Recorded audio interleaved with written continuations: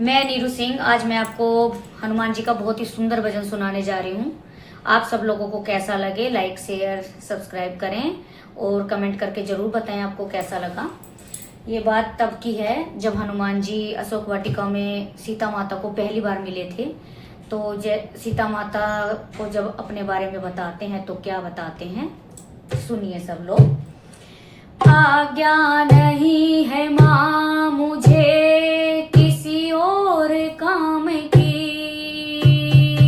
आज्ञा नहीं है माँ मुझे किसी और काम की, आज्ञा नहीं है माँ मुझे किसी और काम की, करना बुझाए तोड़ दूँ,